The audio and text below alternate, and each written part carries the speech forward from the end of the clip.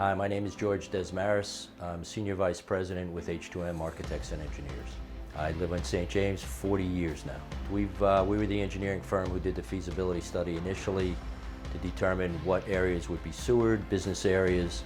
We also assisted the town in submitting the grant application and getting the grant money from the state to provide for the funding for the whole project. And we just finished our pre-construction meeting for the Lake Avenue project, and we're ready to go. So the first thing that we're doing, starting today, we have our construction contractor going out, and they're going to start doing all of the marks, road marks, call-outs for all the utilities, anything that's buried underground. So we're going to start doing that mark out today.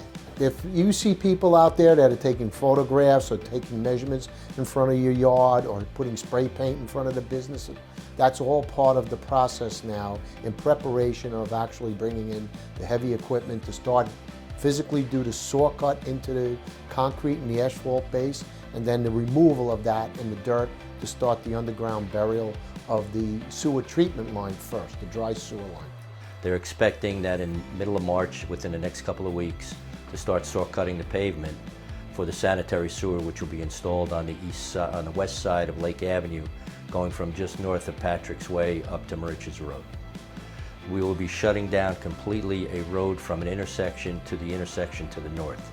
The whole process will be done in stages, in blocks. So the first phase will be the dry sewer line, and we're going to start, like I said, it starts at Patrick Way, and then we're going to proceed south past Woodlawn Avenue, and once we hit the Woodlawn Avenue, it'll go block by block by block.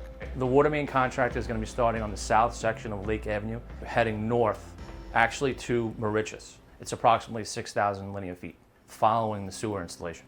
We're going to coordinate with the two contractors on that footage to determine when we could start our portion of it. Once the utilities are done, the sewer, water, and the drainage, we'll come in and start doing the curb line, the walkways, and then the pavement will be the last part of that project. Right. So for the majority of the instances, people coming to the stores will be able to either park on the rear of the existing lots, or they'll have access to parking lots off of the side roads, or they'll be able to park on the side road itself to access the businesses. And the way that we're going to be doing this now to simplify the flow of traffic, to the east is First Avenue. So as we shut down a block, it'll be an entire block, and it could be anywhere from 5 to 8 days that block will be closed. The traffic will be diverted if you're heading northbound to First Avenue, and if you're heading southbound, you'll be diverted over to Jefferson, and you'll be able to take it back down. And then eventually you can either go back onto Woodlawn Avenue, Lake Avenue, depending on where you want to go, or you can stay on that avenue all the way to 25A, or you can stay on the other avenue to Route 25. Our main objective is to keep their businesses open and people can get in and out. So what the contractors required to put up signs, arrows, barricades to show the people how to get around the detour. The significant part is the detours in between the intersections are not expected to last any more than 5 to 7 business days. The next process that we're going to be doing is reaching out to the fire departments, which we're going to do through the Department of Public Safety. We're going to be reaching out to the school district as well. We want to make sure that they understand what we're doing, the construction timeline, because all of this is happening while school is still in session. So they'll know exactly what we're doing, where the roads will be changed or closed, and then they'll be able to reroute buses if they need be. And the same thing with the fire departments, as well as the Suffolk County Police Department. We're going to be working with them. What we'll do on a daily basis is call to the dispatcher, Smithtown Public Safety, to tell them that the road will be closed off, say once again from Woodlawn to 7th Avenue or 7th Street.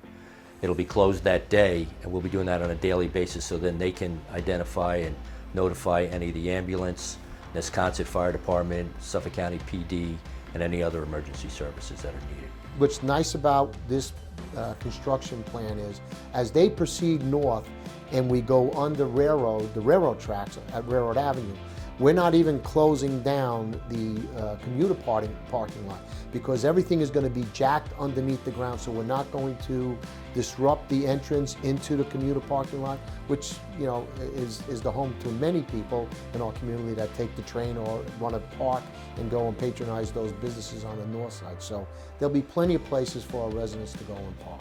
So what we're going to do once we get up towards Railroad Avenue, we're going to have to jack or drill a line under the ground underneath the railroad. So Railroad Avenue will always be open. We're always going to have access to the commuter parking lot on the north side of the railroad tracks. And then we're going to work with the school district to make sure there's continuous access to the bus drop-off area for the kids and also for the driveway just north of that bus access area for parents and teachers. It's going to be a collaborative effort by all of the business owners on Lake Avenue to support one another, as well as we as the town. We have a responsibility and an obligation to ensure that we have the minimal amount of business interruption. Certainly when we want to see people come out and patronize all of these businesses, we're going to do everything that we can to allow passage to and from those businesses, as well as allowing parking, whether it's off the street or it's in other parking facilities on Lake Avenue. So we encourage everybody to do this.